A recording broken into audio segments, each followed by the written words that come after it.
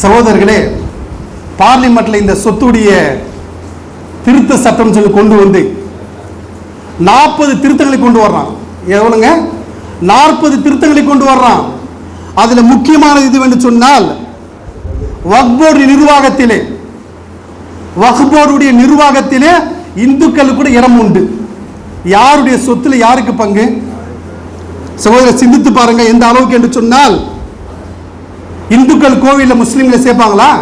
வேலைக்கு சேர்ப்பானுங்களா? குருத்வாராவில் சேர்ப்பாங்களா? இந்து அறநிலைத்துறையில் சேர்ப்பானா? சங்கர மடத்தில் சேர்ப்பானா? சகோதரர்களை, முஸ்லிமுடைய சொத்துல சொல்கிறான் இந்துக்களும் அதை இடம் பெற வேண்டும் என்று. இந்துக்கள் இடம் பெற்ற என்ன ஆகும்? சொத்தை நாஸ்தி பண்ணுவான். அதை நாஸ்தி பண்ணுவதற்காகத்தான் இப்படிப்பட்ட இப்படிப்பட்ட சட்டத்தை கொண்டு வருகிறான். இரண்டாவது இது என்று சொன்னால், முக்கியமான சட்டங்கள். ஒரு மனிதன் வக்ஃப் செய்கிறான் என்று சொன்னால் 5 ஆண்டுகளை முஸ்லீம் என்று புதுப்பிக்கணும். 5 ஆண்டுகள் இவன் முஸ்லீம், நான் முஸ்லீமாகத்தான் இருக்கிறேன், என்னுடைய சொத்தை வக்ஃப் செய்கிறேன் என்று ஒரு சர்டிஃபிகேட் வாங்க முடியுமா அவனால? ஏன்? காரணம் என்ன? வக்ஃப் செய்யக்கூடாது என்ற எண்ணம். மூன்றாவது விஷயம் எது ஒன்று சொன்னால், சகோதரர்களே, வக்ஃப் சொத்துல ஏதாவது பிரச்சனை வந்து விட்டால், வக்ஃப் சொத்துல ஏதாவது பிரச்சனை வந்து விட்டால் யார்கிட்ட போய் தீர்க்கணுமா தெரியுமா? கலெக்டர் உட்கார்ந்து இருக்காருல்ல, அவர்கிட்ட எடுத்துட்டு போகணுமா. இங்க பாருப்பா, இது பள்ளிவாசலே சொத்து, வக்ஃப் செய்யப்பட்ட சொத்து. இப்போ ஒரு இந்து இருக்காரு, அவர் பிரச்சனை பண்றாரு, தீர்ப்பு யார் தருவான்?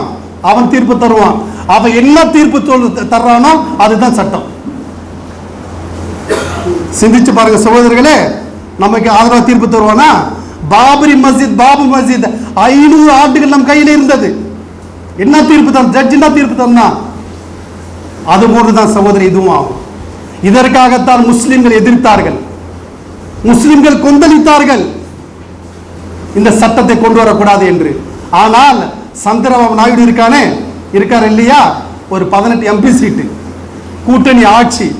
அவ ஒரே ஒரு வார்த்தை சொன்னாரு, அந்த பில்லை நான் ஆதரிக்க மாட்டேன். பாருங்க, வெறும் 18 MP தான். 18 MPக்கு எவ்வளவு பவர் இருக்கு பாருங்க. நான் ஆதரிக்க மாட்டேன் சொன்னால் அந்த பில் ஃபெயில் ஆயிடுச்சு.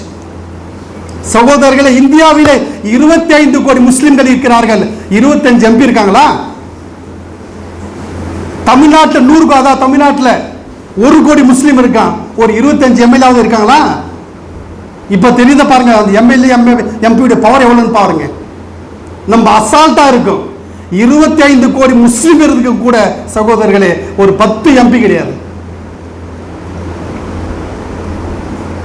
அதற்காக தான், ஏன்னா பார்லிமெண்ட்ல ஒரே ஒரு நபர் தான் குரல் கொடுக்கிறாரு, வேற எவனும் குரல் கொடுக்கல.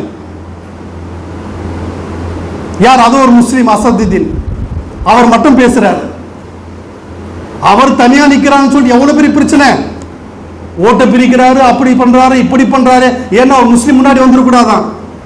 இது போன்ற நிலைமையில் வைத்திருக்கிறோம் சகோதரர்களே. இந்த விஷயத்தை நாம் எச்சரிக்கையாக இருக்க. எந்த அளவுக்கு என்று சொன்னால், சகோதரர் பாருங்க, வக்ஃப் சொத்து இருக்குல்ல, அதனுடைய நிலையை நீங்கள் பார்த்தோமே ஆனால் சகோதரர்களே, முகேஷ் அம்பானி இருக்கான்ல, உலகத்திலே நம்பர் 1 பணக்காரன், உலகத்தில் நம்பர் 1 பணக்கார லிஸ்ட்ல இருக்கான், கேள்விப்படுறோம்ல. அவன் வீடு கட்டியிருக்கான் இல்லையா, 14 அடுக்குமாடி. இது யாருடைய சொத்து தெரியுமா? முஸ்லீம் வக்ஃப், அதாவது அனாதை இல்லம், யத்தீம் கானா. யத்தீம் கானாவுக்காக அதாவது வக்ஃப் செய்யப்பட்ட சொத்திலே அவன் வீட்டை கட்டி வச்சிருக்கிறான். அப்புறம் நீங்க பாருங்க எவ்வளவு மைண்ட்ல முஸ்லீம்ல சொத்து இருக்குன்னு சொல்லிட்டு. எந்த அளவுக்கு என்று சொன்னால் சகோதரர்களே, பல லட்சம் கோடிகள் வக்ஃப் போர்டு சொத்து முஸ்லிம்களுக்காக இருக்கிறது. முஸ்லிம்கள் மட்டும் சரியாக இருந்தால், முஸ்லிம் மட்டும் நேர்மையாக இருந்திருந்தால், அந்த சொத்து இருக்குல்ல, அந்த சொத்துடைய வருமானம் மட்டும் ஒரு குடும்பத்திற்கு 10,000 ரூபாயிலிருந்து 20,000 ரூபாய் பாக்கெட் மணியா கொடுக்கலாம். இப்ப மக்கள் உரிமை தொகைன்னு சொல்லிட்டு அக்கௌண்ட்ல போடுறாங்கல்ல, அந்த மாதிரி நம்முடைய சொத்தை மட்டும் பராமரித்தால் உலகத்திலேயே அதிகமான வக்ஃப் சொத்து எங்க இருக்கிறது சொன்னால் இந்தியாவில் தான் இருக்கிறது. இவ்வளவு லட்சம் கோடிங்க.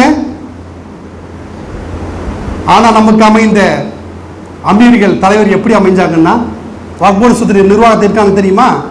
1 கோடி ரூபாய் சொத்து இருக்கும். அவன்கிட்ட போயிட்டு ஒரு 50,000 ரூபாய் லஞ்சம் கொடுத்துன்னு வச்சுக்கலேன், 99 ஆண்டுக்கு என்ன செய்வான், உனக்கு எழுதி கொடுத்துருவான். நடக்குது.